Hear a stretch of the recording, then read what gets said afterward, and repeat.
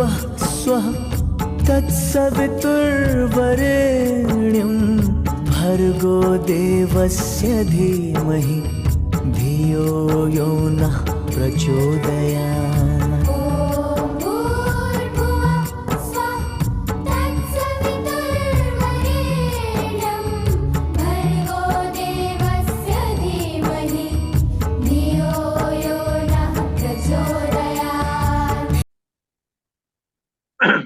देवतुल्यो माई शक्ति।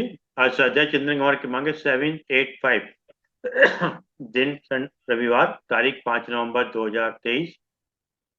और आज हमारे बीच में आदरणीय डॉक्टर एक्स बुधरे साहब, जो कमिश्नर इनकम टैक्स कानपुर है। आपका जो विषय है वो है गीता के सहज भाव, भाग 67। इससे पूर्व भी 66 भाग ले चुके हैं। अब ज्यादा देर न लेते हुए आदरणीय डॉक्टर एक्स बुधरे साहब से निवेदन करते हैं कि आज का 2 दिन रहते हैं। आदरणीय डॉक्टर। आदरणीय श्री ए.के. शर्मा साहब, सभी को सादर यथोचित अभिवादन करते हुए गायत्री मंत्र से आज की चर्चा का आरंभ करते हैं। ओम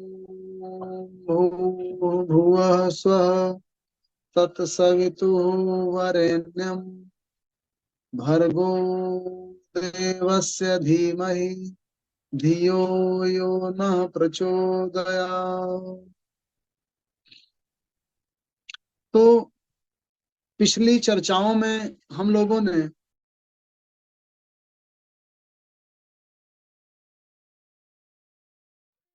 विविध तरह के गुणों के जो प्रभाव साधक के या व्यक्ति के मनोजगत पर पड़ते हैं और उन गुणों के द्वारा जो उस व्यक्ति का संचालन होता है, इस पर तरह तरह से चर्चा की थी। पिछली चर्चा में इनके नेब साहब ने एक प्रश्न उठाया था कि व्यक्ति की आत्मा किस तरह से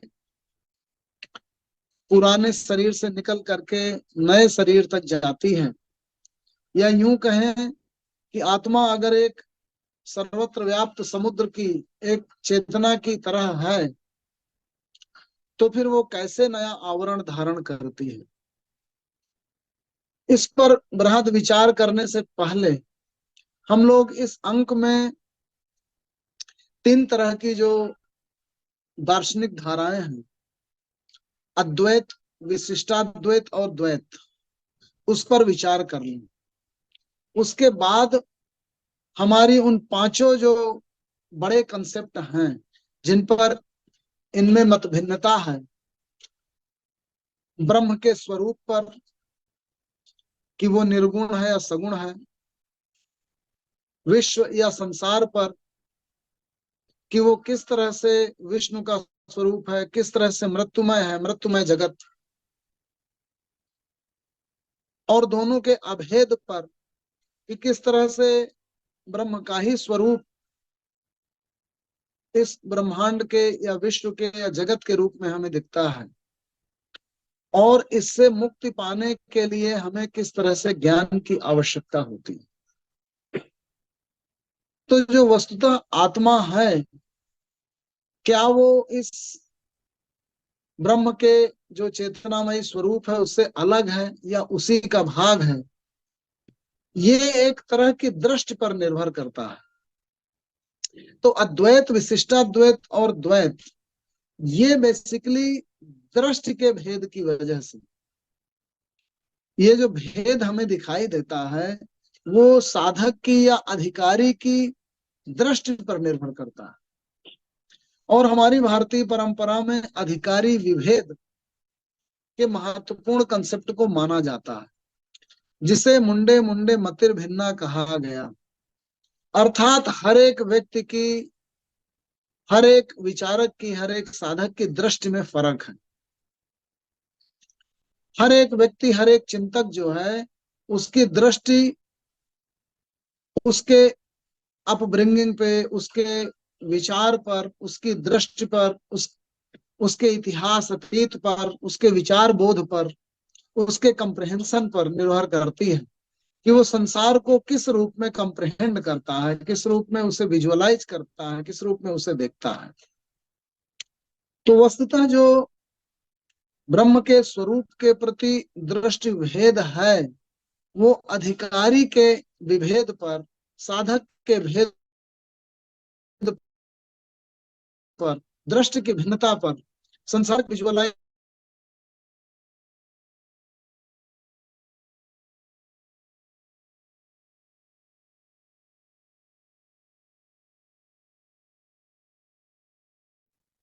जो ब्रह्म और विश्व,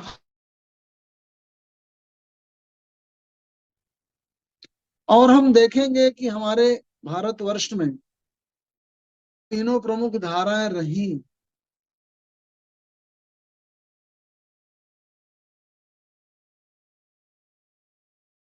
कि अपने दूसरे विचार का बड़ा प्रतिवाद करते हैं, उसको कंडेम करते हैं, उनकी आलोचना करते हैं।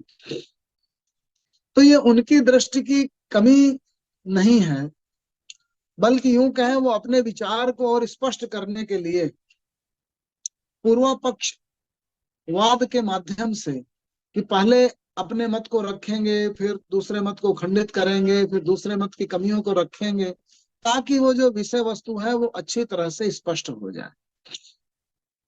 और भारत देश की जितनी भी साधक परंपराएं हैं वो वस्तुतः इस प्रस्थान त्रय, जिसमें से कि उपनिषद, श्रीमद् भगवत गीता और ब्रह्म सूत्र, इन तीनों को बहुत अच्छे तरह से अपने अपने मत के माध्यम से उसको व्याख्यायित करने की कोशिश हुई है। तो 8वीं सदी में शंकराचार्य, जो कि अद्वैत विचार के प्रतिपादक थे, 11वीं सदी में जो रामानुजाचार्य हैं वो तमिलनाडु के रहने वाले थे, शंकराचार्य केरला के रहने वाले थे, और मध्वाचार्य जो 13वीं सदी में आए वो कर्नाटका के रहने वाले थे।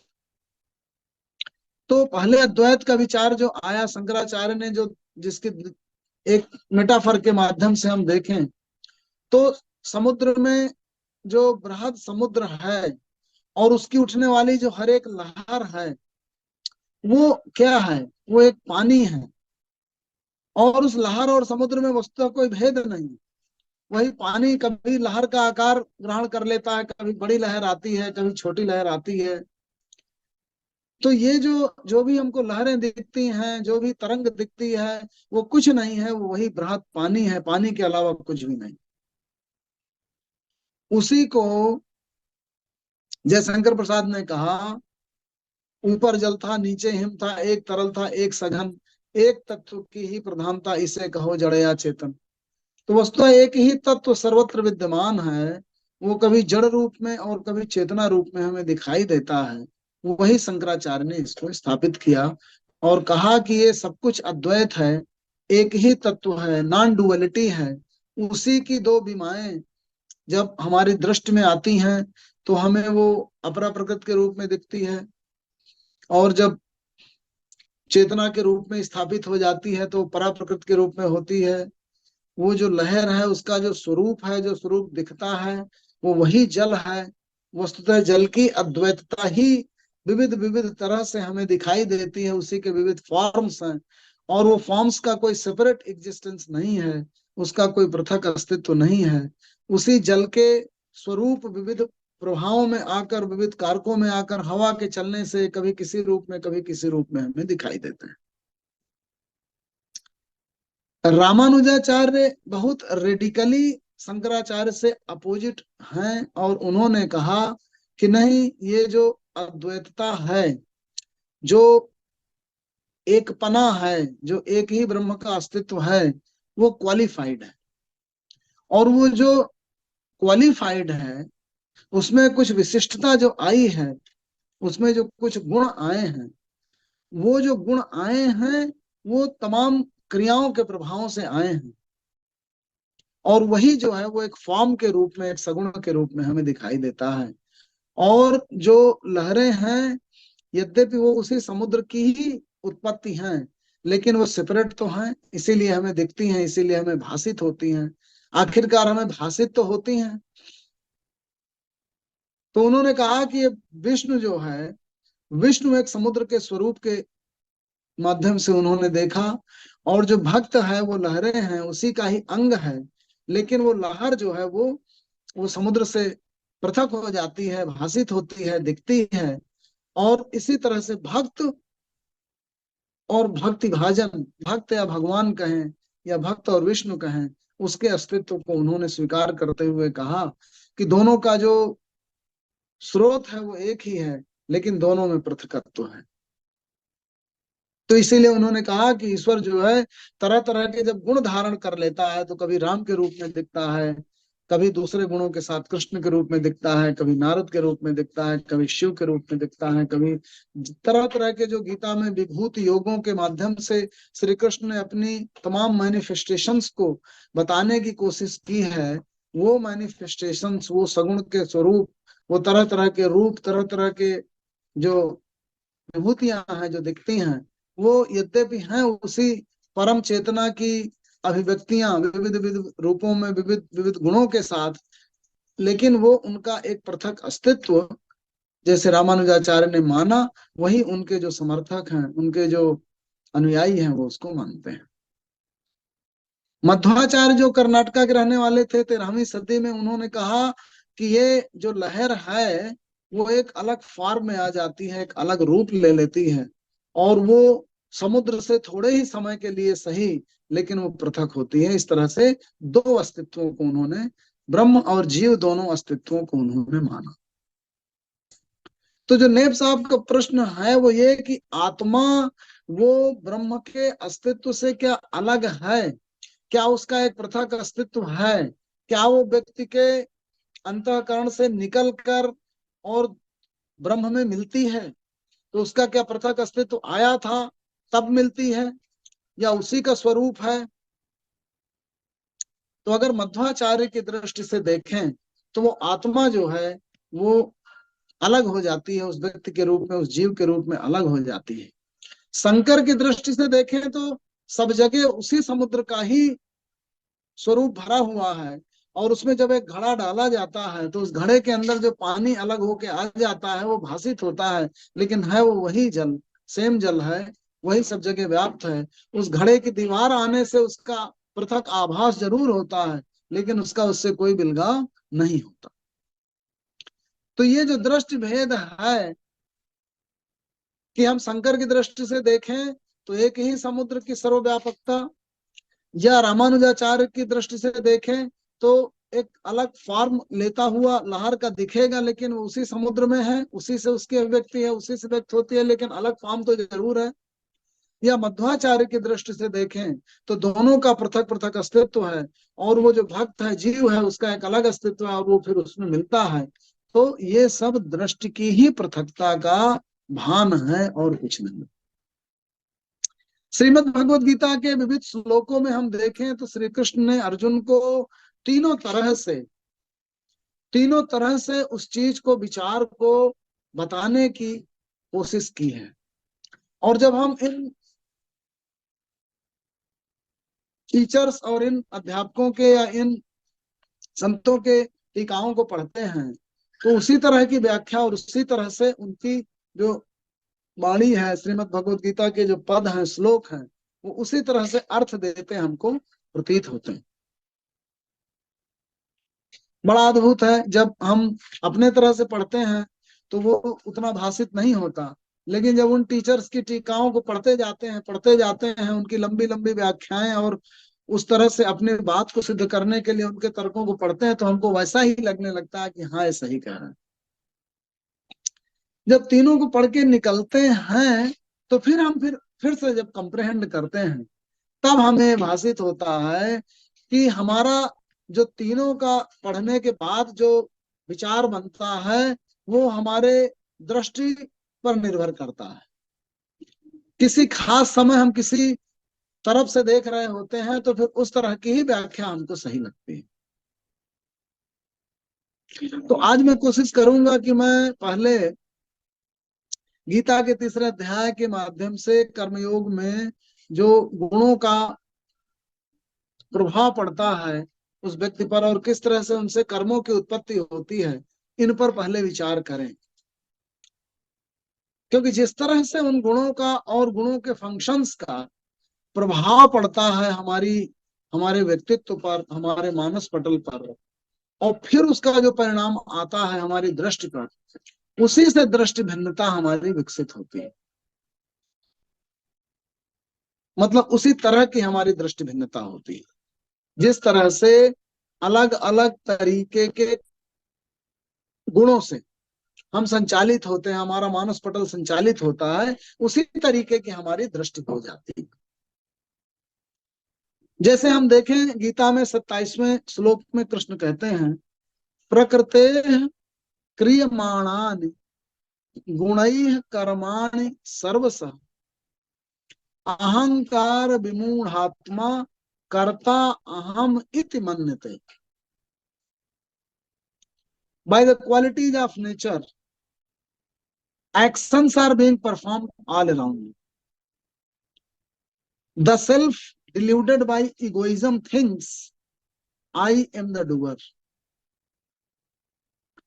प्रकृतेः क्रियमाणानि गुणैः कर्माणि सर्वशः. By the qualities of nature, actions are being performed all around.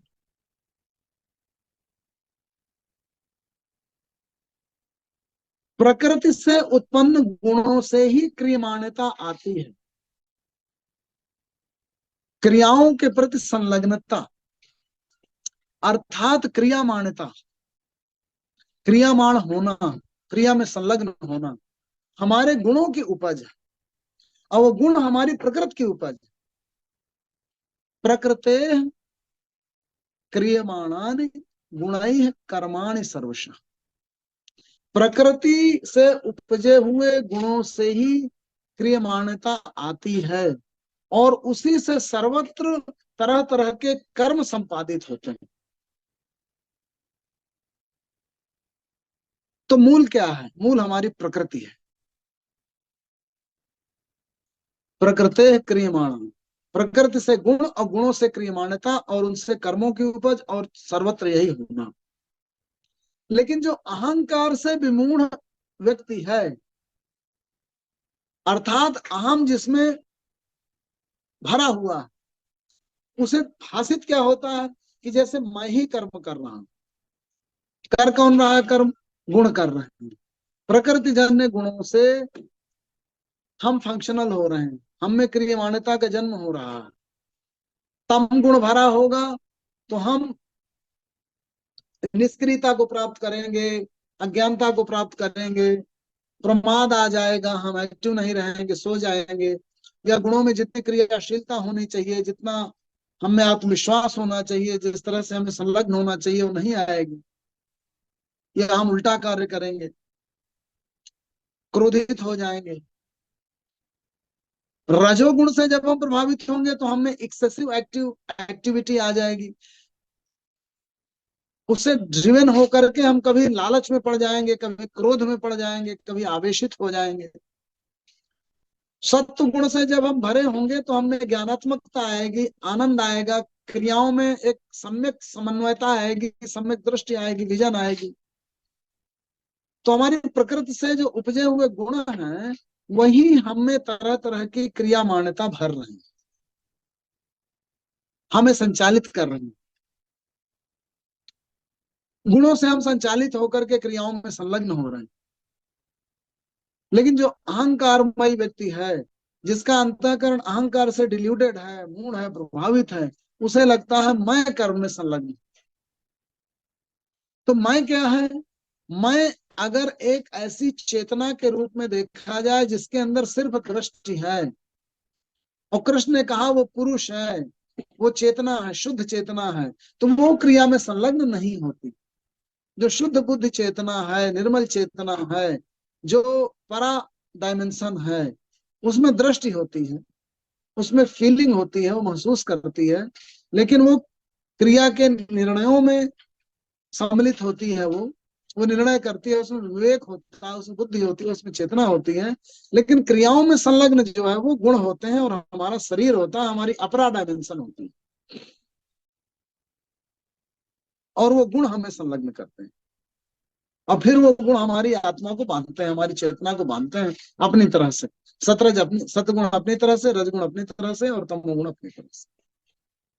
तो अगर ध्यान से देखा जाए तो जो गुण का कंसेप्ट श्री कृष्ण ने समझाया और बताया, वो विविध तरीके के गुण हमारी अपरा प्रकृति के अपरा डायमेंशन के ही उपज है। और जो मैं, हमारा जो अंतःकरण है, हमारा जो चेतना, जो परा डायमेंशन है, वो चेतना है, शुद्ध बुद्ध चेतना है, वो उससे अलग है। इन दोनों के पृथकत्व को बताने की कोशिश हो रही है कि क्रियाओं के प्रति संलग्नता अपरा प्रकृति में उत्पन्न हुए विविध गुणों से होती है, और वो गुण हमें क्रियमाण करते हैं।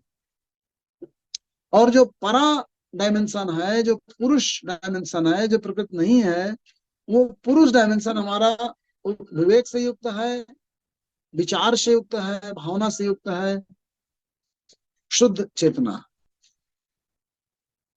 तत्ववित्तु 28वें श्लोक में कहते हैं, तत्ववित्त तु महाबाहो गुण कर्म विभाग योग। जो तत्व को जानने वाला व्यक्ति है, वो गुण को और उनके कर्मों के डिस्टिंक्शन ऑफ गुनास एंड एक्शंस, उनको अच्छी तरह से विभाजित करके देख पाता है, उनको जान पाता है। जो तत्व को जानने वाला, तत्वविद तु महाबाहो गुण कर्म विभाग योग गुणा गुणे सुवर्तन्तु। उसे मालूम है कि गुण ही गुणों में बरत रहे हैं। गुणा गुणे सुवर्तन्तु इति मत्वा न सज्जते, ये जानकर, ये मानकर वो अटैच नहीं होता। हम अटैच कब होने लगते हैं? जब हमको लगता है ये मेरी क्रिया है, मैं संलग्न हो रहा हूं। स्वामी राम की तरह कि राम खा रहे हैं, राम जा रहे हैं, राम इधर हैं, अर्थात वो अपने अंतःकरण को के पृथकत्व को, अपनी चेतना के पृथकत्व को समझ रहे हैं, अच्छी तरह से समझ रहे हैं, उसे देख रहे हैं। देखने वाला अलग है और क्रिया में संलग्न होने वाला अलग है। इस बिलगाव को वो जान जाते हैं, देख पाते हैं, अच्छी तरह से देख पाते हैं, और सांसारिक क्रियाओं में संलग्न होने वाले क्रियात्मक पक्ष को समझ पाते हैं। गुणा गुणे सुवर्तन्तु, गुण ही गुणों में वर्त रहे हैं, वही परफॉर्म कर रहे हैं एक्शन को, ये जानकर वो अटैच नहीं होता। प्रकृते गुण सम्मूढ़ा सज्जन्ते गुण कर्म तान कृत्सन अविदो मंदान कृत्सन वित्त न विचाले। जो कृत्सन वित्त है, सब कुछ को अच्छी तरह से समझ रहा है, जो वेत्ता है, तत्ववेत्ता है, कृत्सन वित्त है, सब पूरी चीज को अच्छी तरह से समझने वाला है, वो अकृत्सनवित को, जो अच्छी तरह से नहीं समझ रहे, पूरी चीज को, पूरी पूर्णता को नहीं समझ पा रहे, उनको विचलित नहीं करता। क्योंकि देखिए, हर व्यक्ति की दृष्टि अलग अलग है। कंप्रेहेंशन पूर्ण का, उस पूर्णता का कंप्रेहेंशन कर पाना, उसको अपने माइंड में समझ पाना, अच्छी तरीके से जान पाना उस पूर्ण स्वरूप के साथ, ये हमारी दृष्टि के विकास पर, हमारी क्या स्थिति है विकास की, हम कितना इवाल्व हो पाए हैं, इस पर निर्भर करता है। जब हम बिल्कुल नजदीक से किसी किताब को पढ़ने लगते हैं तो हमको वही अक्षर, वही शब्द दिखाई देते हैं, पूरा ब्रॉड कंप्रहेंशन छिप जाता है। और थोड़ा दूर कर लेते हैं, उससे दूर हो जाता है तो पूरी किताब, उसके अक्षर, उसका पूरा वो दिखने लगती है। तो जब हम डिटैच जितना होते जाते हैं, दूर होते जाते हैं, उतना ही हमारा कंप्रहेंशन ठीक हो जाता है। जब उस कर्म में हम बहुत नजदीकी से इन्वॉल्व हो जाते हैं, उसको अपना ही मानने लगते हैं, तो उससे फिर अटैच हो जाते हैं, पूर्ण कंप्रहेंशन चला जाता है, उसको पूरी तरीके से दृष्टिगत कर पाने का बोध गम्यता खत्म हो जाती है, नहीं रह जाती। तो प्रकृते गुण सम्मूढ़ा सज्जन्ते गुण कर्मसु, those deluded by qualities of nature are attached to the functions of qualities.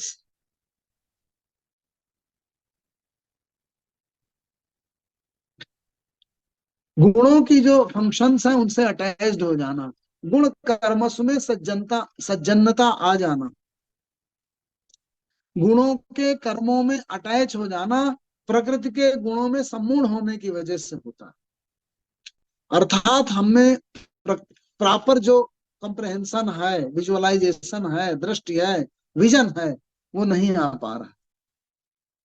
हम गुण के कर्मों में अटैच हो जा रहे हैं, जो गुणों के जो फंक्शंस हैं, उनके जो क्वालिटीज हैं, उनसे हम डिल्यूटेड हो जा रहे हैं, इसीलिए उसमें हम फंस जा रहे हैं, उससे मूढ़ भाव को ग्रसित हो जा रहे हैं।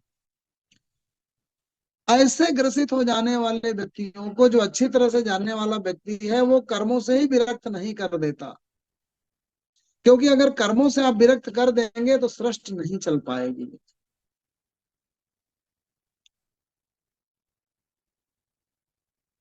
कर्ममयता, क्रिया संलग्नता, कार्य परायणता, कर्तव्य परायणता, ये अस्तित्वमयी का अनिवार्य गुण है। क्योंकि रचनाकार ने हमें अस्तित्वमय किया है और हमारी अस्तित्वमयता क्रियात्मकता से अभिन्न रूप से जुड़ी हुई है। अगर हम क्रियात्मकता से पृथक हो जाएंगे तो हम रचनाकार के रचना को ही क्वेश्चन करेंगे कि आपने क्यों रचना कर दी।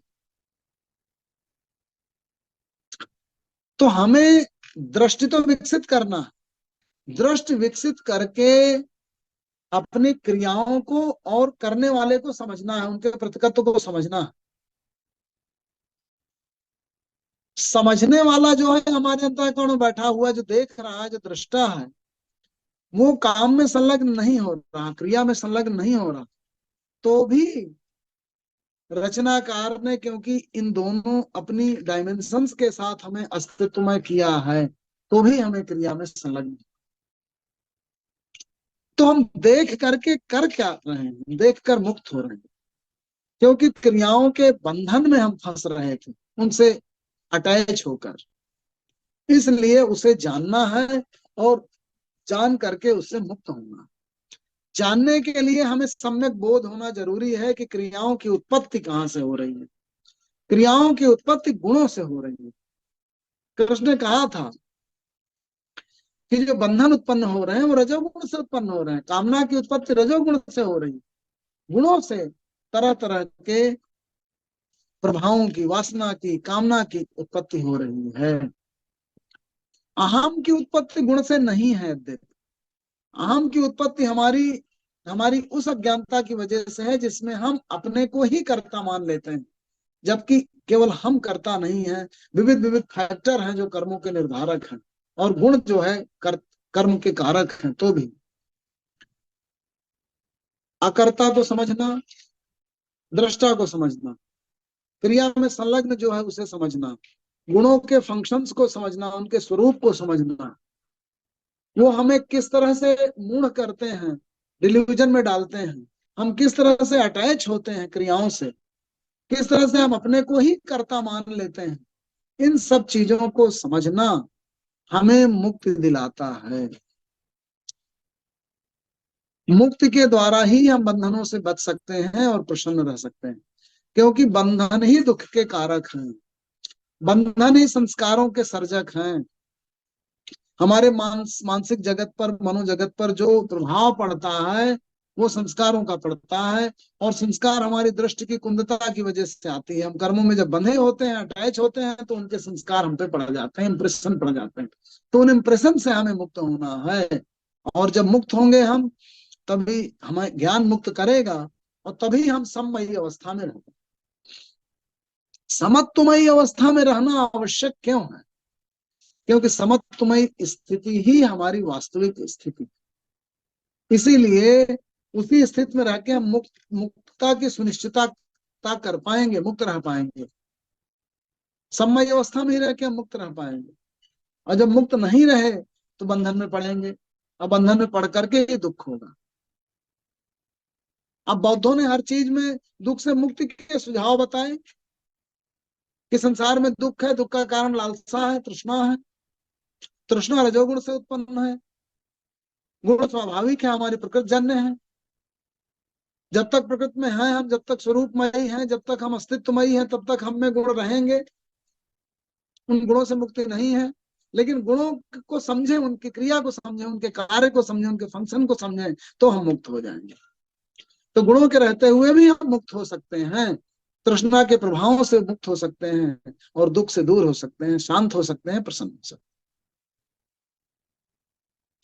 तो ये जो प्रकृति की कीमिया है, तो ये जो श्लोक थे जो उन्होंने कहा, प्रकृते क्रियमाणानि गुणैः कर्माणि सर्वशः अहंकार विमूढ़ात्मा कर्ता अहम इति मन्यते, कि मैं ही करता हूं। तत्ववेत्तु महाबाहो गुण कर्म विभाग हो, जो तत्ववेत्ता है वो गुण कर्म के विभाग में ही चीजों को समझता है, अगुणागुणे स्मर्तन तत्वान सज्जते, गुणे गुणों में बरते हैं मान करके अटैच नहीं होता। लेकिन प्रकृते गुण सम्मूढ़ा सज्जनते गुण कर्मसु तान कृत्सन्विदो मंदान कृत्सन्वित न विचाले, जो कृत्सन्वित है उन मंद अकृत्सन्वितों को विचलित नहीं करता, कर्म में लगे रहने देता है, ये उन्होंने बताया। तो मुक्त व्यक्ति को क्या करना चाहिए? मई सर्वाणि कर्माणि मई, मुझ में सभी कर्मों को अर्पण करके, मैं अर्थात चेतना का शुद्ध स्वरूप श्री कृष्ण, उसी को कृष्णा कॉन्सियसनेस कहा गया।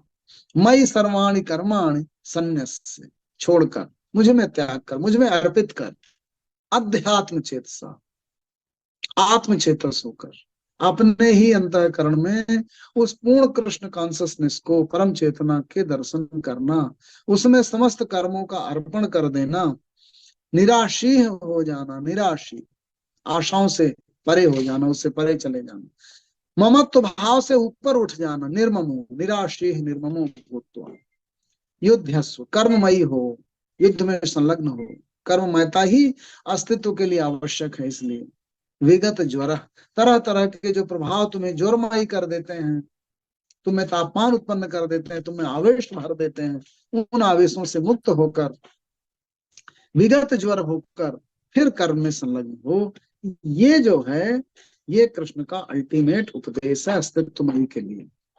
तीसरे अध्याय के जो 3-4 श्लोक हैं वो हमें अच्छी तरह से बताते हैं। तो मैंने शुरुआत की थी कि हमें अद्वैत, विशिष्टाद्वैत और द्वैत, इन तीनों दार्शनिक धाराओं को समझना है। पहले कर्म के प्रति जो, कर्म की उपज कहां से? गुण से, गुणों की उपज प्रकृति से, प्रकृति जन्य गुणों के प्रभाव को समझना और फिर अपने दृष्टा को उन प्रभावों से अलग रखना, तो गुणों से परे हो जाना, गुणातीत हो जाना, ये चीज अच्छी तरह से जान जाना, और फिर सम्मयी अवस्था में स्थित हो जाना, दुख सुखे समय कृत्वा लाभा लाभो जया जयो ततो युद्धा युज्यसु नैवं पापमवाप्स्यसि, क्योंकि निष्पाप अवस्था, सम अवस्था, समत्व की अवस्था, जहां दुख और सुख, क्योंकि आप जान गए कि दुख और सुख मन के गुण, सुख दुखे समय कृत्वा, लाभ और लाभ वो काम में आप प्राप्ति हो भी सकती है और नहीं भी हो सकती, उस चीज को समझना, दोनों चीजें हैं। ऐसा संयोग आएगा सब चीजें मिल जाएंगी, यथानुरूप कर्म संपादित होंगे तो सफलता भी मिल सकती है और असफलता भी मिल सकती है। इस चीज को अच्छी तरह से समझना, तभी प्राप्ति होगी या अप्राप्ति होगी। सुख दुखे समय कृत्वा लाभा लाभ जया जय, आप विजयी भी हो सकते हो, नहीं भी हो सकते हैं। प्रकृति में जो प्राप्तियां हैं उसके पीछे कौन से फैक्टर हैं, उसी को अधिष्ठ, पंचेतानि महाबाहो कारणानि निबोध में सांख्ये कृतांते प्रोक्तानि सिद्धे सर्वकर्मणाम अधिष्ठानम तथा कर्ता करणम च पृथक विधम विविधाश्च पृथक चेष्टा दैवम चैवात्र पंचमम। ये चीज अच्छी तरह से समझना कि जो प्राप्ति है, फल की प्राप्ति है, उसके पीछे कई कारक हैं। पंचेतानि महाबाहो, 5 कारक हैं। पंचेतानि महाबाहो कारणानि निबोध में सांख्ये कृतांते प्रोक्तानि सिद्धे सर्वकर्म, कर्म की सिद्धि के लिए, अर्थात आपको प्राप्ति हो जाए किसी चीज की, उसके 5 कारक हैं। अधिष्ठानम, कहाँ किस जगह कार्य संपादित हो रहा है, अधिष्ठानम तथा कर्ता, कर्ता कौन है, कितना अधिक क्रियामय हो रहा है, वो किस तरह से हो रहा है, अधिष्ठानम तथा कर्ता कारणम च पृथक विधम, टूल्स कौन से यूज कर रहा है, कौन से मेथड यूज कर रहा है, विविधाश्च पृथक चेष्टा, कैसी चेष्टाएं हैं उसकी, विविधाश्च पृथक चेष्टा दैवम चैवात्र पंचमम, और कुछ चांस, किसी खास समय में, किसी समय सुयोग में वही चीज सफल हो जाएगी, जब तमाम सारे फैक्टर्स उसके इस तरह से संयोग में होंगे, और किसी दूसरे काल में वो चीज नहीं सफल होगी। तो इन कारकों को समझना और फिर ये जानना कि फल की प्राप्ति भी हो सकती है और नहीं हो सकती, कर्ता किस तरह से क्रियामय हो, बस इस भाव में रहना। अर्थात हमें अस्तित्वमयी को विविध क्रियाओं में संलग्न होना है। उन क्रियाओं में संलग्न करने का जो बोध आए वो कर्तव्य बोध से उपजे, एक वैल्यू सिस्टम से उपजे। वो जो आइडियल्स हो वो लॉफ्टी आइडियल्स हो, वो क्षुद्र ना हो, आप महत भाव से युक्त हो, ब्रह्म भाव से युक्त हो। ऐसा जो कर्ता होता है वो अपने अस्तित्व की सिद्धि को प्राप्त करता है। इसीलिए कृष्ण ने उनको कहा कि मई सर्वाणि कर्माणि सन्न्यास, मुझ में अर्पित करके फिर क्रिया में हो। अर्थात क्रियाएं, क्रियात्मकता मुझे जरूरी है, मेरे अस्तित्व से जुड़ी हुई है, लेकिन उन क्रियाओं की सिद्धि तक पहुंच पाना इस तमाम तरह के फैक्टरों पर निर्भर करती है। तो सिद्धि मिल भी पाना या ना मिल पाना, उस सब में सम अवस्था में रहना, ये जरूरी। तो भक्त भार रहित क्यों हो जाता है? क्योंकि भक्त अपने समस्त आस्था का, अपने कर्मों का समर्पण जो है वो परम पे कर देता है। उसके अंदर आस्तिक भाव क्यों भरा होता है? क्योंकि उसे अपने अस्तित्वमयी होने पर, और जो भी है जैसा भी, उसके अंदर ग्रेटफुलनेस है, उसके अंदर धन्यवाद का भाव, कि मैं जो भी हूं, जितना भी हूं, मैं एक कृपा से हूं, ईश्वर की कृपा से हूं, रचयिता की कृपा से हूं, और इसके लिए मैं अनुग्रहित हूं। लेकिन जो अभक्त है, जो अज्ञानी है, उसे वो खाली गिलास दिखेगा। उसे में जो जो चीजें नहीं प्राप्त हुई हैं उधर ही उसकी दृष्टि रहेगी।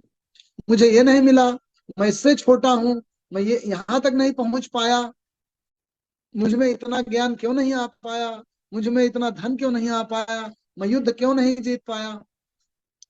अच्छा, मजे की बात है कि वो जो हमेशा प्रश्नात्मक होता है, जो हमेशा प्रश्न चिन्ह उठाता है कि मुझे क्यों नहीं मिला, अगर वो एक टारगेट ही उसको दे दिया जाए और उसे वो चीज प्राप्त करा दी जाए जिसे वो आज सोच रहा है, पा लिया।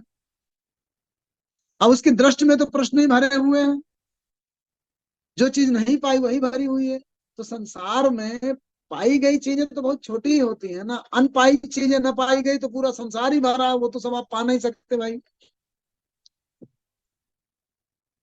इस संसार में इतने महाद्वीप है, इतने घर बने हैं, हर घर तो आप पा नहीं जाएंगे, एक ही घर तो पाएंगे। जो घर पाएंगे उसके प्रति धन्यवाद भाव नहीं है। बगल वाला नहीं हुआ मेरा, वो नहीं हुआ मेरा, मैं इतना नहीं जीत पाया, मैं इसको और नहीं जीत पाया, मैं तो जो प्रश्न से भरा हुआ व्यक्ति है वो जितना प्राप्त भी कर लेता है, उसके बाद उसकी दृष्टि अप्राप्य पर ही रह जाती है। तो वो पाने के बाद भी वो संतुष्ट थोड़े होता है, क्योंकि संतोषमय दृष्टि ही नहीं है। वो जो अनपाया रह गया उसी के प्रति फिर देखेगा उतना पाके। तो आप देखेंगे कि जो एक मिठाई की लालसा आई, आपने मिठाई खाया, थोड़ी देर तक मिठाई की मिठास रही, मिठास खत्म हुई, फिर नए की चाहत आ जाएगी, फिर नई मिठाई खाने की चाहत आ जाएगी। वो प्राप्त हुआ तो फिर जो अनपाया रह गया उसे प्राप्त करने की लालसा रह जाएगी। तो जो पाए गए के प्रति धन्यवाद भाव से भरा हुआ कृतज्ञ मानस है, वो हमेशा कृतज्ञ है। जितना मिला उसी में कृतज्ञ, उसी में आनंदित, उसी में भाव से भरा, उसी में अनुग्रह, उसी में धन्यवाद, उसके प्रति आस्तिकता भाव से भरा होकर के उसे अपने जो कुछ भी है उसके होने में संतुष्टि है, उसी में आनंद है, उसी में तृप्त है, उसी में भाव। हमेशा प्रश्नांकित करते रहने वाला व्यक्ति, क्वेश्चन करते रहने वाला व्यक्ति, जो हमेशा अप्राप्य की ओर दृष्टि से रहने वाला है, वो जितना पाता जाता है उसके अलावा फिर से अप्राप्य पे उसकी दृष्टि रहती है। हमेशा प्रश्नों से भरा रहेगा, अतृप्ति से भरा रहेगा, शंका से भरा रहेगा, निराशा से भरा रहेगा, अप्राप्य की लालसा से भरा रहेगा, आकांक्षा से भरा रहेगा। क्योंकि उसकी दृष्टि जो पाया है, जो लिमिटेड है, जो उस तक है, वहां तक नहीं है, उससे परे है। आप जहां तक सीमित है, आपसे परे तो ब्रह्मांड है, बहुत बड़ा है, वहां तक आप पहुंच ही नहीं सकते।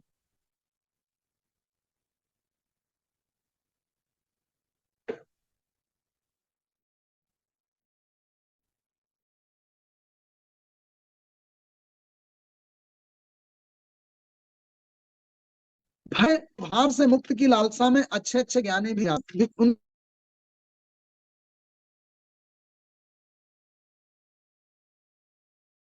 क्रियाओं की सफलता में ही आपके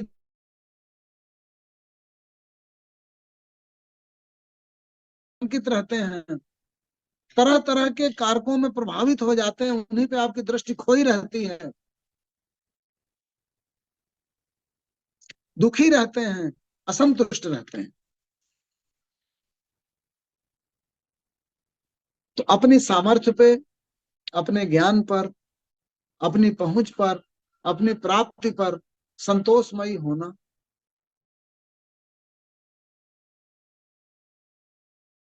और विविध अप्राप्तियों पर, विविध कारकों पर शंकालु दुख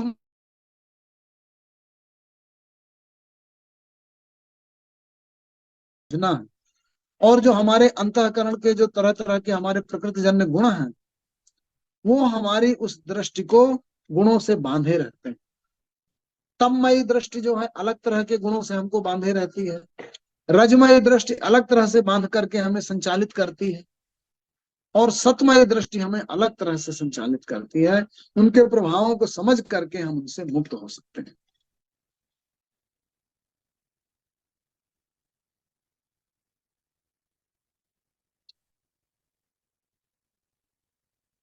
जब आप अपने आप को निमित्त मात्र मानते हैं,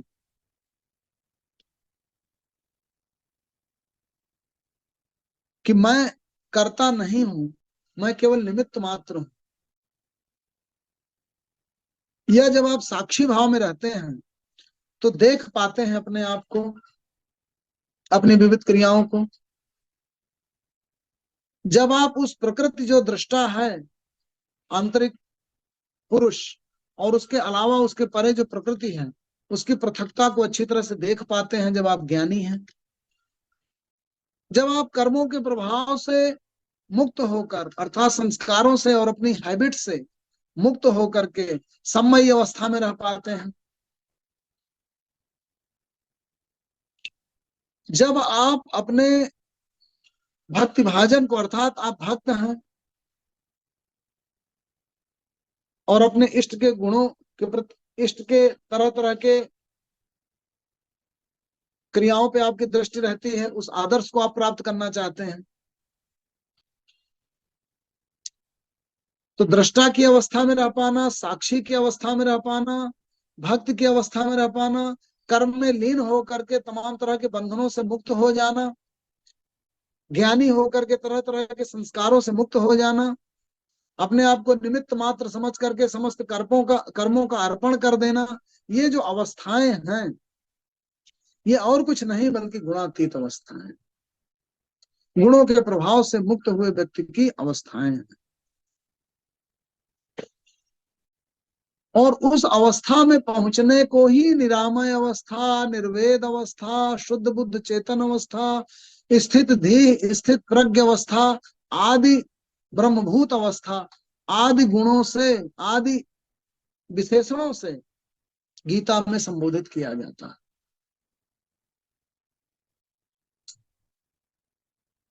बारहवें अध्याय में जो भक्त के लक्षण बताए गए, जिसमें कहा गया अगर आप सगुण भक्त हैं, या जो ज्ञानी के लक्षण बताए गए, जिसमें कहा गया कि आप जो है ज्ञान में युक्त होकर के निराकार की उपासना में संलग्न होते हैं। 14वें अध्याय में गुणातीत अवस्था में पहुंचाने की बात कही गई। दूसरे अध्याय में शुद्ध बुद्धि योग से युक्त होकर के निर्वेद अवस्था में, निरामय अवस्था में पहुंचने की जो बात की गई। 18वें अध्याय में जो ब्रह्मभूत होने की बात की गई। ये सब जो अवस्थाएं हैं वो ऐसी ही अवस्थाएं हैं, और उन अवस्था में पहुंच करके आप जो है गुणातीत हो जाते हैं। आप करुणा भाव से या प्रेम भाव से भर जाते हैं, ज्ञान की निर्वेद अवस्था में पहुंच जाते हैं। अब ये कहां कहां आए हैं उनको हम देखें। दूसरे अध्याय में देखें। दूसरे अध्याय में जो योगस्थ अवस्था की बात उन्होंने की श्री कृष्ण ने, वो योगस्थ व्यक्ति कब होता है? 51वें श्लोक से देखें। कर्मजम बुद्धियुक्ता ही फलम त्यक्त्वा मनीषिण जन्म बंध विनिर्मुक्त्वा पदम गच्छन्ते अनामयम, ऐसा अनामय पद प्राप्त कर जाता है। बुद्धि से युक्त हो करके कर्म से उत्पन्न होने वाले फलों को मनीषी छोड़ देते हैं, उनसे मुक्त रहते हैं। कर्ता में उनकी स्थिति होती है, अपने में उनकी स्थिति होती है। कर्मों के फलों में उनकी स्थिति नहीं होती, क्योंकि वो दूर है, उन तक पहुंचना है आप। तो बुद्धि युक्ता कर्मजम बुद्धि युक्ता ही फलम त्यक्त्वा मनीषिण, जो मनीषी है वो बुद्धि से युक्त है, वो कर्म से उत्पन्न होने वाले फलों में उसकी स्थापित नहीं है, उसका कंसंट्रेशन ऑफ माइंड नहीं है। ऐसा व्यक्ति ही जन्म बंध विनिर्मुक्त्वा पदम गच्छन्ते अनामयम्, जन्म के बंधनों से मुक्त होकर के अनामय पद को प्राप्त करता है।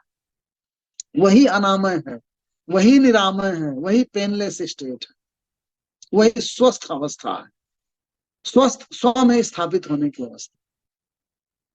यदा ते मोह कलिलम बुद्धि व्यतितरिष्यति तदा गंतासि निर्वेदम श्रोतव्यस्य श्रुतस्य च। जब इस मोह कलिल, मोह में फंसा हुआ व्यक्ति है, माया में फंसा हुआ उलझा हुआ व्यक्ति है, ज्ञान में उलझा और फंसा हुआ व्यक्ति है, संसार सागर में जिसे कहते हैं उलझा हुआ व्यक्ति है, वो इस मोह कलिल से जब बुद्धि तुम्हारी अच्छी तरह से तर जाएगी, पार हो जाएगी, यदा ते मोह कलिलम बुद्धि व्यतितरिष्यति तदा गंतासि निर्वेदम, तब तुम उस निर्वेद अवस्था में पहुंच जाओगे। ज्ञान से परे जो अवस्था है, ऐसी वेद निर्वेद अवस्था में तुम पहुंच जाओ। श्रुति विप्रतिपन्ना ते यदा स्थास्यति निश्चला, तरह तरह की बातें सुन करके जो तुम्हारी बुद्धि विप्रतिपन्न हो गई है, इधर उधर भटक रही है, जब तुम निश्चल स्थिति में पहुंच जाओगे, श्रुति विप्रतिपन्ना ते यदा स्थास्यति निश्चला समाधौ वचला बुद्धि तदा योगमवाप्स्यसि, तब तुम्हारी बुद्धि ऐसी समाधिमय योगमय स्थिति को प्राप्त करेगी। तो ये जो अवस्था कही गई निर्वेद होने की,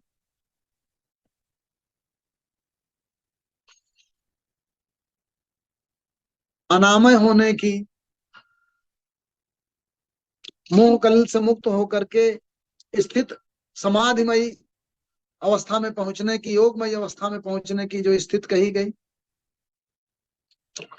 या तीसरे अध्याय में जो अभी हमने चर्चा की थी 26वें 27वें 28वें से 30वें श्लोक तक श्री कृष्ण ने कृष्ण कॉन्शियसनेस में पहुंचने की जो बात कही, या हम अगर 14वें अध्याय को खोलें गुणातीत अवस्था में, तो 20वां श्लोक देखें 14वें अध्याय का।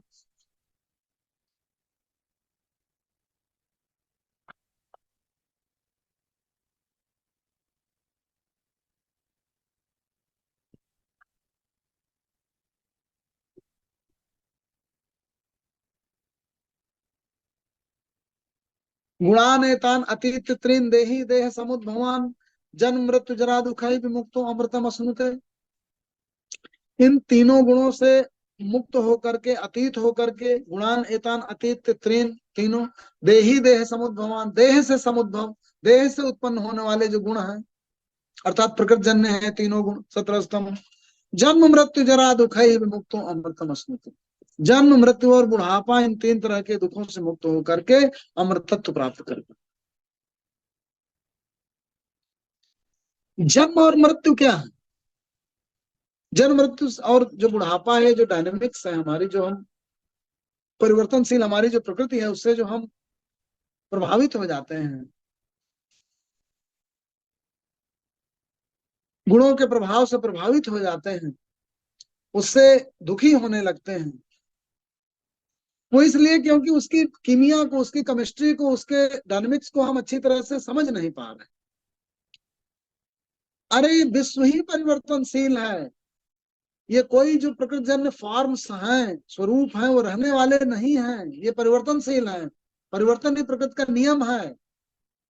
समय के साथ साथ ये प्रकृति जो तरह तरह के फॉर्म्स में रहने वाली है, वो फॉर्म्स चेंज करेगी। उसमें तरह तरह के फैक्टर्स जो हैं, जो निर्धारित करते हैं, वो एट प्ले हैं, वो फंक्शनल हैं, वो प्रभाव डालेंगे। वो सिद्ध भी दे सकते हैं, सिद्ध भी दे सकते हैं। सिद्धि और असिद्धि हमारी डिफिनेशन के हिसाब से हैं।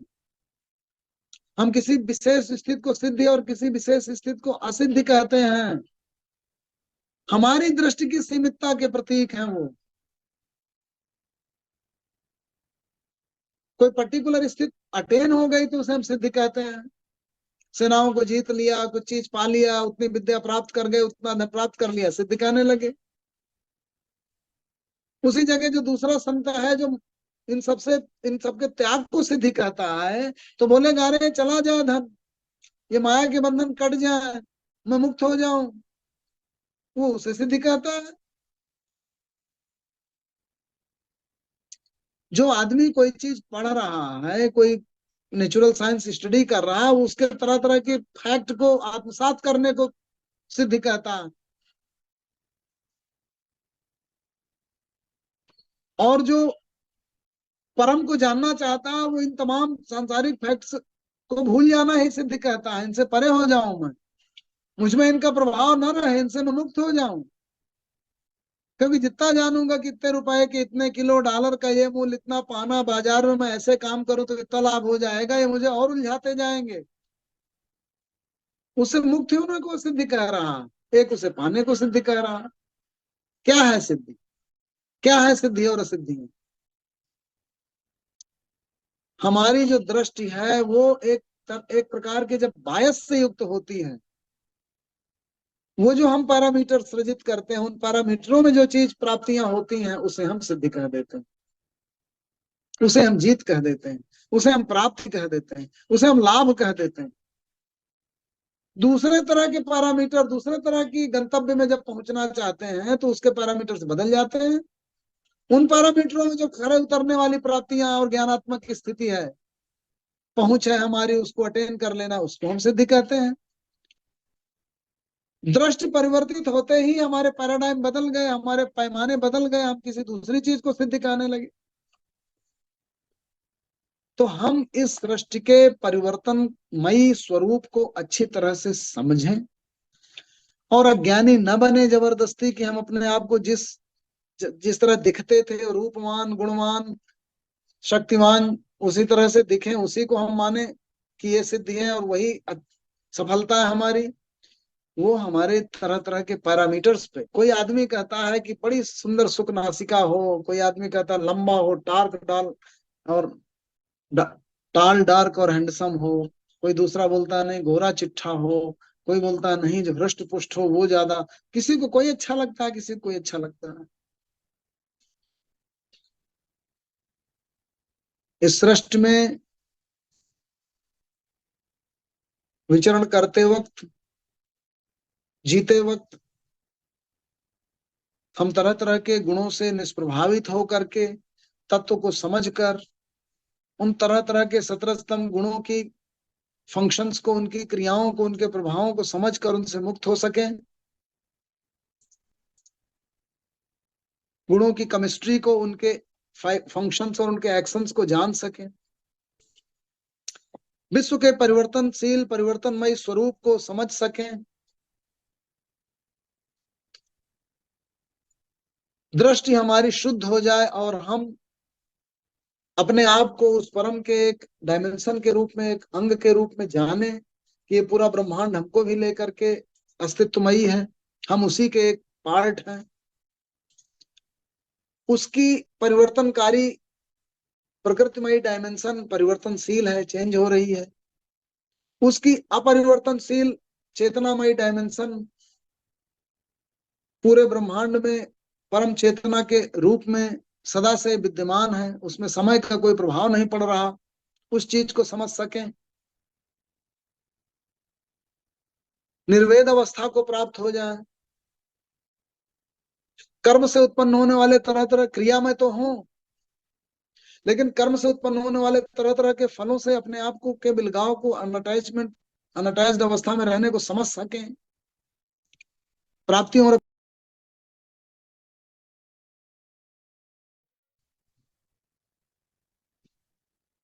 ऐसी निर्वेद ज्ञानात्मक स्थिति में पहुंच सकें जिससे हम अप्रभावित रह सकें संसार से।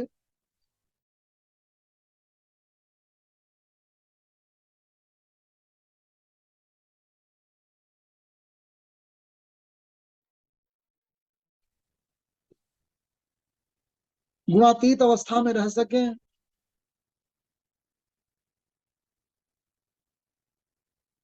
अपनी दृष्टि की सीमितता को भी समझें, और जो भी हमें अद्वैतमयी, द्वैतमयी और विशिष्टाद्वैतमयी परम का और अपना अर्थात ब्रह्म का, माया का, संसार का, जीव का बिलगावमयी या एकमयी, एकत्वमयी स्वरूप दिखता है, वो दृष्टि भिन्नता की वजह से इस चीज को समझ सकें। जो भी दार्शनिक मत आदि हैं वो तरह तरह के पूर्वाग्रहों से, आग्रहों से प्रभावित हैं, इसलिए दृष्टि भिन्नता हो रही है। इस चीज को समझें और उससे ऊपर उठ सकें।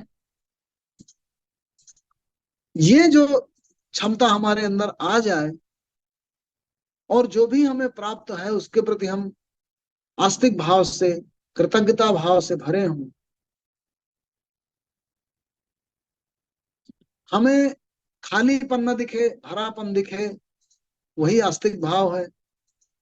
क्योंकि भरेपन में जब हमारी दृष्टि केंद्रित होती है तब हम संतुष्ट होते हैं, आनंदित होते हैं, वासनाओं में भाग नहीं रहे होते, कुछ पाने की लालसा से निरंतर आकुल नहीं हो रहे होते, व्याकुल नहीं हो रहे होते। इसलिए हमें आस्तिकता की आवश्यकता है।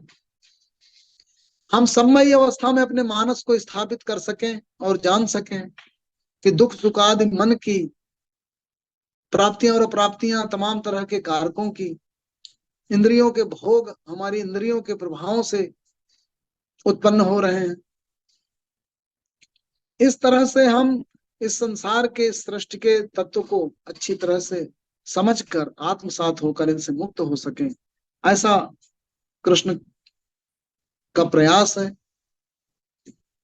उसने अपने तमाम स्वरूपों को विभूति योग के माध्यम से व्यक्त करते हुए बताने की कोशिश की है कि हमारी दृष्टियां कभी उसे राम, कभी कृष्ण, कभी नारद, कभी विष्णु, कभी किसी किसी अलग अलग रूपों में देखती हैं, जबकि हैं भी विभूतियां उसी परम की। सबका एकत्व विश्वरूप दर्शन योग में जब हम सबका कंप्रहेंशन कर पाते हैं तो वो हमें विश्वरूप दिखाई देता है। हमारी और उस विश्वरूप की जो इंटरनल केमिस्ट्री है वो भक्त या ज्ञानी के रूप में कुछ भी हो सकती है, या कर्म में लीन होकर हम कर्मयोगी हो जाएं। तो कुल मिलाकर के कृष्ण का जो प्रयास है और जो हमारी दृष्टि है अर्जुन की, भक्त की, वो चाहे द्वैत, चाहे विशिष्टाद्वैत और चाहे द्वैत, वो दृष्टि के ही बिलगाव की वजह से है, होती सब एक है। अब इतना परिवर्तन जानने के उपरांत अगले अंक में चेतना, जो जिसको आत्मा कह सकते हैं हम, जिस पर मुख्य प्रश्न था नेब साहब का, कि वो ब्रह्म से, परम चेतना से क्या अलग है, क्या वही है, क्या निकल के कहीं जाती है और पहले अलग होती है, या उसी के एक डायमेंशन होते हैं, इसमें घड़ा भर उसे हमें अलग किए हुए हैं। ये क्या है, इसकी केमिस्ट्री को समझने की कोशिश करेंगे और गीता में तमाम श्लोकों के माध्यम से कैसे वो हम समझ सकते हैं, ये मेरा प्रयास रहेगा कि उस पर दृष्टिपात किया जाए। धन्यवाद आदरणीय डॉक्टर सुबेर साहब। आज आपने गीता के सहज भाव का पार्ट 67 लिया। सभी लोग अनम्यूट हैं, बाद में दो शब्द आदरणीय देवी साहब बोलेंगे। किसी का कोई प्रश्न तो पूछ सकते हैं। आदरणीय डॉक्टर साहब, एक चीज की जिज्ञासा बनी है, जैसे आपने एक जगह कहा जैसे मुक्त हो सकते हैं या दुख दूर हो सकता है, फिर यहाँ कहीं ना कहीं एक बैलेंस लाइफ आ जाए, इस पर हो जाए। तो जैसे चार बाग को छोड़ के बाकी सारे दर्शन शास्त्र में मोक्ष की तरफ प्राप्ति की होती है, मुक्त हो जाए हम लोग ना। और जब व्यक्ति, जैसे अब प्रश्न नैब साहब का था, तो वही अगर उसमें एक प्रश्न और एडिशन कर दें कि मरने के बाद ये हमें कैसे मालूम पड़ेगा कि हम मोक्ष में गए, कहाँ मिला नहीं मिला, या उसकी कोई तैयारी का कोई हमारा कोई मापदंड लगे हमें। क्योंकि कई बार जो हम लोग व्यवहार में देखते हैं कि जो सही है उनको कष्ट हो रहा है, जो ऐसे हैं उनको काफी फल फूल रहे हैं, तो उनकी मेरे ख्याल से मृत्यु भी फिर फल फूलने के माफी की हो जाएगी फिर तो ये कहीं संशय सा बना रहता है, मतलब या तो अज्ञान है। फलना फूलना, देखिए, जो फलना फूलना और कष्ट, ये भी हमारा एक मानदंडों पर आधारित होता है। जिस चीज को हम कई बार प्राप्तियां, फलना फूलना या कष्ट होना कहते हैं, वो भी कहीं ना कहीं हमारा जो मूल्य दृष्टि है उस पर निर्भर कर रहा है कि हम किसे फलना फूलना कह रहे हैं, किसी किसको हम प्राप्तियां कह रहे हैं। वही मैंने कहा ना कि एक साधु और संत जैसे व्यक्ति के लिए वो जो ये जो प्राप्त भी है वो अप्राप्त हो जाए तो ही उसे वो प्राप्ति कहेगा। हम्म। और जिसको आप कहते हैं कष्ट है, अर्थात घाव हो गया, दुख हो गया, बूढ़ा हो गया, हाथ टूट गया, उसके बच्चे किसी का अकाल मृत्यु हो गई, उसको हम कहते हैं कितना दुख पहुंचा। उसे वो जो जान रहा होता है वो जानता है कि सृष्टि की तमाम तरह की क्रियाएं हैं जो घटित हो रही हैं। आना और जाना इस संसार से भ्रांत रूप में, दुख क्लेश आदि शरीर में होना, वो किन्हीं न किन्हीं विज्ञान नियम संगत चीजों से गवर्न है और वो हुआ है। तमाम पहुंचे हुए संतों को, तुलसीदास जी को जब बहुत वृद्ध हो गए तो उनको हनुमान बाहु को लिखा, उनको शारीरिक पीड़ा से ग्रसित हो गए, किसी को कैंसर हो गया, किसी की ऐसे अकाल मृत्यु हो गई, तमाम पहुंचे पहुंचे संतों को। उसको हम इस तरह से कहते हैं, उसको तमाम संत कहते हैं कि उसका कोई दुख भोग लिखा था वो कट गया, कुछ कहते हैं कि वो तमाम सारे ऐसे कारक थे जो इस रूप में निकले। कहने का मतलब दृष्टि भिन्नता के बाद वो आपको कोई ऐसा बुरा या अच्छा नहीं लगेगा, ये मैं कहना चाह रहा हूँ। मैं कहना चाह रहा हूँ कि तमाम तरह की क्रियाएं पुराने जो आपको प्रकृति का जो न्याय है जिसके अनुरूप आप बंधे हुए चल रहे हैं, आपने किसी का कुछ किया, फिर किसी ने उसका कुछ किया, फिर उसका परिणाम ये आया, फिर उसका परिणाम वो आया, उस तरह से सीक्वेंस में बंधी हुई क्रियाएं आपस में चली आके उस रूप में दिख रही। उसमें उस व्यक्ति का वो मुक्त हुआ या नहीं हुआ ये निर्भर नहीं है। किसी को कैंसर हो गया तो मुक्त नहीं होगा, उसमें कुछ न कुछ पाप किए होंगे, इसलिए पाप भी नहीं किए होंगे, उन्होंने कुछ किया होगा जिसकी प्रतिक्रिया स्वरूप वो हो गया, ये मेरे कहने का मतलब। तो उसको अच्छा या बुरा ना माना जाए। दूसरा जो मुक्त होने वाली बात है कि बाकी सब दर्शनों ने मुक्ति को ही इसलिए माना बेसिकली क्योंकि वो कर्म के बंधनों का प्रभाव हमें अलग फिर से एक नई तरीके की कर्म सृष्टि कर रहा होता है, आगे का हमारा सीक्वेंस निर्धारित करता है। तो उन कर्म के बंधनों से मुक्त हो जाना और संस्कारों से मुक्त हो जाना जो उसके इंप्रेशन पड़े हुए हैं वो आवश्यक है हमें सम्मय स्थिति में पहुंचने के लिए, इस जीवन में भी और इसके परे भी जो होता है। बहुत तो सुंदर। उस सम्मयी अवस्था में ले जाने के लिए मुक्ति आवश्यक है, तमाम तरह के कर्मों के इंप्रेशन से और कर्मानुबंधों से। इसलिए मुक्ति की बात सब में की गई ताकि हम जो है सममयी अवस्था में पहुंच जाए, समत्वमयी अवस्था में पहुंच जाए, गुणातीत अवस्था में पहुंच जाए, परम चेतना के साथ एक मेक हो जाए, अध्यात्मय अवस्था में पूर्ण रूप से एक मेक हो जाए, सर्वधर्मान परित्यज्य होके माम एकम शरणम में पहुंच जाए। ये इसलिए उन्होंने कहा। अच्छा, इसको क्या सरल भाषा में ऐसे कह सकते हैं कि जैसे मोक्ष के लिए कि हमारे अंदर जितना लोभ और मोह जो कि खत्म नहीं होता, लोभ और मोह हमारे अंदर थोड़ा सा कम हो जाए या हो जाए तो तब भी सही हाँ चलेगा, जी, चलेगा ना? आदर्श आदर्श निर्वात की स्थिति नहीं आती, हम्म। वो जितना वायु का प्रभाव उतना कम होता जाए। कम हो जाए, कम हो और जाए। जो प्रभाव जो आ रहे हैं तरह तरह से चारों तरफ से जल वो तो आते ही रहेंगे, वो हम्म। क्रियाओं में संलग्नता बनी रहेगी, फिर भी हम उसकी कीमिया को उसकी केमिस्ट्री को जानकर उससे अप्रभावित बने रहे मानसिक रूप से, वैसी अवस्था में पहुंच जाए, वही आदर्श स्थिति हो पाएगी। मतलब जैसे कि कभी कभी हम ना सामने वाले व्यक्ति के अंदर एक शरीर के भाव से देखें या आत्मा के भाव से देखें तो फिर दृष्टिकोण आदमी का परिवर्तन हो जाता है कि बदल ना, जाए, फिर बदल उसमें कोई जाए। भेद नहीं लगता कि एक ईश्वर आप का। अगर सभी आप सभी व्यक्तियों को एक ही चेतना का स्वरूप मानने लगते हैं तो आप में इतना सम्मय भाव आ जाता है, सम्यक कहाँ भाव। कौन ब्राह्मण क्षत्रिय वैश्य शूद्र, कहाँ कौन ये जाति, कहाँ ऊंचा कहाँ नीचा, कहाँ ज्ञानी कहाँ ज्ञानी, सब खत्म हो जाएगा। सब खत्म हो जाएगा। जब ये भाव आने लगे जी। जी जी, सबको एक ही चेतना का स्वरूप मानते ही इतना दृष्टि में फेर आ जाता है, तो फिर तो गुणातीत होते ही कितना फेर आ जाएगा। मतलब फिर तो हम जीते जी भी समझ सकते हैं कि हम कहाँ खड़े हैं। मुक्त हो गए, जीते जी ही मुक्त है, वही मोक्ष है असली, वही जो हम लोगों को विजुअलाइज हो पाता है। उससे हम्म। परे वाला तो कहाँ हम लोग देख पाते हैं। हम्म। जी चलिए, और किसी का कोई प्रश्न? मैं चौधरी साहब कुछ पूछने वाले लग रहा है। नहीं, डॉक्टर साहब प्रणाम। जी प्रणाम छोटे सर जी। आपने आपका अभी स्वास्थ्य अच्छा अभी है? अभी कहा कि जी जीवन इसी जीवन में रहते हुए मुक्त हो जाए, यानी जीवन मुक्त के लिए मरने की जरूरत नहीं है। मुक्ति या मोक्ष जो भी कहें तो उसको हम इसी जीते जी ही पा लेते हैं, क्योंकि इसी जीवन में नरक भी है स्वर्ग भी है। जिंदे में ही स्वर्ग भी है नरक भी है, कहीं बाहर जाने की जरूरत नहीं है नरक या स्वर्ग के लिए। जी तो ये बात भी तो कही जाती है। जी, जीते जी ही हम मुक्त हो सकते हैं। तमाम तरह के प्रभावों से, इम्प्रेशन से, संस्कारों से और कर्मानुबंधों से। वही आदर्श स्थिति है। आदरणीय जय ऋषि साहब, धन्यवाद। के दो शब्द बोलिएगा। आपके साउंड बंद है, साउंड साउंड बंद है, बोल लीजिए। अब मैं कहा ये बात बहुत कई बार पहले भी डिस्कस हो चुकी है भाई। बाहर की मुक्ति, जैसे अरविंद जी ने भी ये प्रश्न किया है कि हमें क्या पता मुक्ति मिली है नहीं मिली है, वो लेकिन अवस्थाएं हैं जो जीते जी लोभ क्रोध मोह राग द्वेष भय अहंकार से मुक्ति, और बिल्कुल इस भाव में पहुंच जाना, वही मुक्ति है। जो अभी डॉक्टर साहब ने सागर की लहर से शुरू करके अध्यात्म के आगे से बढ़ते बढ़ते हुए और गुणोतीत की अवस्था में ये जो आत्मा का जीव का रूप जो आपने लास्ट में नायब साहब ने प्रश्न किया, ये आप अगली बार करें। ऑल्दो आपने टच तो किया था आज आप, लेकिन अभी आज लास्ट में मैंने कहा इसको अगली बार लूंगा, तभी इसके ऊपर प्रश्न किया जाएगा। और सबसे पहली बात जो आपने भक्त की भी दोबारा भाई कही है, वे ग्रेटिट्यूड में रखा है भक्त की अवस्था।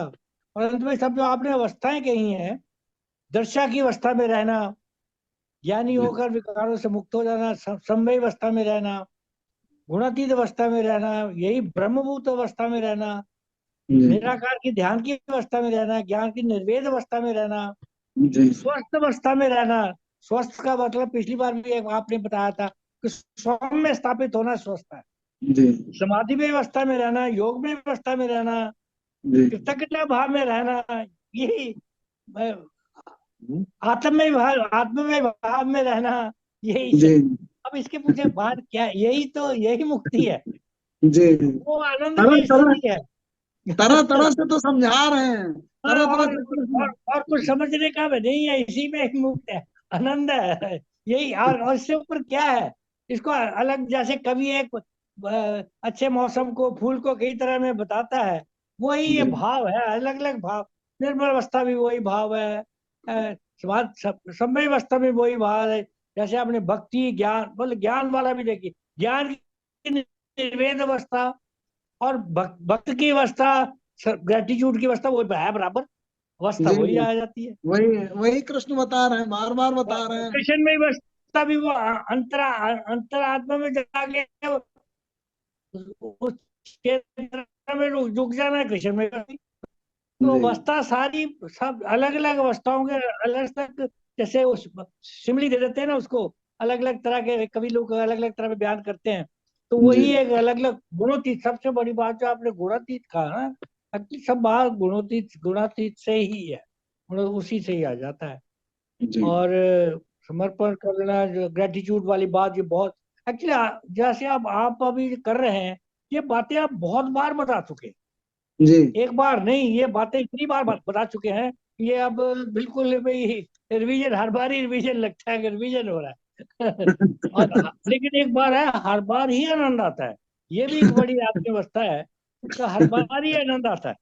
और कई बार तो ऐसा लगता है कि पहली बार सुनने, लेकिन ये तो नहीं, ये मुझे पता है, ये तो ज्यादा आनंद आता है। मतलब मैं कई बार लग रहा है वही चीज बोल रहा हूँ, एग्जैक्टली, लेकिन मतलब मैं मुझे अभी कोई नई चीज नहीं लग रही, लेकिन वो दोबारा एक रिवीजन हो के आनंद, एक और भी आनंदमय अवस्था में आ जाते हैं।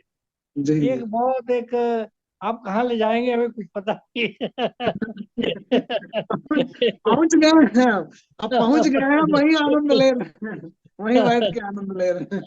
बहुत बहुत बहुत धन्यवाद आपका। जी और क्या बताएं, अब वो उनका नायब साहब की प्रश्न का उत्तर है, आपने कई बार दिया उसका, अलग अलग भाग में कई बार दिया है, लेकिन एक प्रश्न पर्टिकुलर, जैसे एक क्लास में प्रश्न उत्तर प्रश्न का आता, भाई एग्जाम में ये प्रश्न आया, उसका उत्तर देना है, वैसे आप अगली बार देंगे। अदरवाइज तो उत्तर आपके अलग अलग तरह के उत्तर तो आ चुके हैं, कई बार आए हैं उसके उत्तर, तो आप वो उसी अवस्था में देंगे, तो वो भी सुन लेंगे आप। आपका बहुत बहुत धन्यवाद आपका। जी साहब, हमारे यहाँ ना जैसे आदरणीय डॉक्टर साहब तो इनकम टैक्स कमिश्नर हैं, तो हमारे जब इनकम टैक्स में एक्ट को देखते हैं, सेक्शन सब पढ़े हुए होते हैं, पर उसके बाद भी फिर हम किताब खोल के देखते हैं पढ़ने के बाद, क्योंकि हर बार जब उस सेक्शन को पढ़ते हैं तो नई अप्रोच से समझ में आती है, मतलब कहाँ बिल्कुल कॉमा, बिल्कुल कहाँ फुल स्टॉप, कहाँ ये, तो फिर उसका एक अंदाज एक अलग ही हो जाता है। मतलब तो वही जी चीज जो आप बता रहे हैं, जो है तो चीज वो है, पर उसके बाद खुद भी डॉक्टर साहब भी खुद ही कह रहे हैं कि अलग आनंद आता है, मतलब तो उसकी आनंद की अनुभूति एक ज्ञान होना या ज्ञान चापी अन्य जंतु माम शास्त्रे एकत्वेन पृथक्त्वेन बहुधा विश्वतो मुखम। हाँ, एक तरह से देखिए, पृथक पृथक से देखिए, विश्व को तरह तरह से देखिए। वो कृष्ण खुद ही कहते हैं तो ज्ञान या आपने जो कहा ज्ञान। ना, वो तत्व को पहचानने वाले, एक बार तत्व को पहचान लिया फिर बस हो गया काम, जी सब जी। बस उसी पे। अब वो कहते नहीं बनता एग्जैक्टली कि वही चीज है, वो दृष्टि के अनुसार बदलता है, बट वो लगभग सब नहीं पहुंच गए नहीं, जब तक अनुभव नहीं होता तो आदमी समझता है ये क्या है और ये क्या है। जब जी। अनुभव हो जाता है बोले सब एक ही है। नहीं तो बात वो आप है। देवेश साहब, फिर हम ये पूछ सकते हैं, अनुभव एक किसी चीज का अनुभव होना, किसी चीज की एक वो दूसरा शब्द एक और था वो निकाला था आपने, दोनों अलग अलग अनुभूति। चीज है। हाँ। हाँ अलग अलग चीज है, अनुभूति। बिल्कुल अलग चीज, हम्म, बिल्कुल अलग चीज। अभिव्यक्ति करना मतलब किसी चीज की। चलिए साहब, बहुत बहुत धन्यवाद। धन्यवाद। धन्यवाद आदरणीय देवेश साहब, धन्यवाद आदरणीय डॉक्टर सुबोधे साहब, आपने समय निकाल के समय दिया। और जूम के सभी लोगों का बहुत बहुत धन्यवाद, आप सभी लोगों ने समय निकाल के समय दिया। और जैसा कि एक विचार के साथ और 3 बार ओम के साथ अपनी बात को समाप्त करते हैं। आज का विचार, आनंद साधन में से नहीं साधना से प्राप्त होता है। वाह, आनंद बिल्कुल साधन से नहीं साधना से प्राप्त होता है। जी। आनंद भीतर का विषय है, तृप्ति आत्मा का विषय है। क्या बात है, बिल्कुल। आनंद बहुत भीतर का विषय है, तृप्ति आत्मा का विषय है। मन को तो कितना भी मिल जाए, मन को तो कितना भी मिल जाए, ये अपूर्णता का बार बार अनुभव करता रहेगा। मन को तो कितना ही मिल जाए, ये बार बार अपूर्णता का बार बार अनुभव करता रहेगा। जो अपने भीतर तृप्त हो गया, जो अपने भीतर तृप्त हो गया, उसे बाहर के अभाव कभी परेशान नहीं करता। जी। जो अपने भीतर तृप्त हो गया, उसके बाहर के अभाव को परेशान नहीं करते। आइए 3 बार हाँ। चर्चा करते हैं।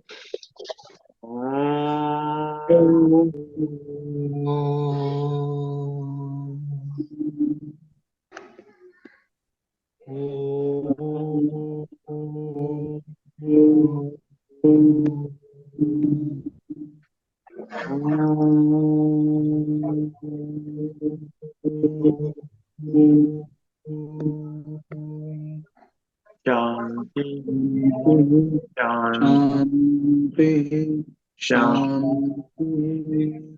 सभी को प्रणाम। सभी को